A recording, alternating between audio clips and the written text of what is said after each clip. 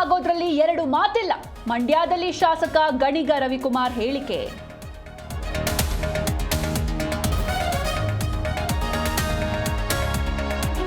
ನೆಲಮಂಗಲದ ಜಿಂದಾಲ್ ಬಳಿ ಬಸ್ಗೆ ಕಾರು ಡಿಕ್ಕಿ, ಭೀಕರ ಅಪಘಾತಕ್ಕೆ 5 ಬಲಿ, ಮುಗಿಲು ಮುಟ್ಟಿದ ಕುಟುಂಬಸ್ಥರ ಆಕ್ರಂದನ.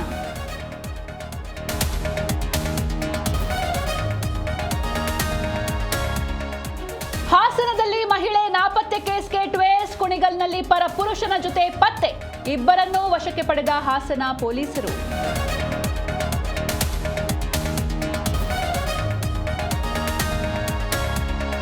ಕೈಲಾಸವಾಸಿ ಪರಶಿವನ ಆರಾಧನೆ, ದೇಗುಲಗಳಲ್ಲಿ ಮಹಾಶಿವರಾತ್ರಿ ವಿಶೇಷ ಪ್ರಾರ್ಥನೆ, ಎಲ್ಲೆಡೆ ಶಿವನ ಭಕ್ತರಿಂದ ಶಂಭೋ ಶಂಕರನ ಜಾಗರಣೆ.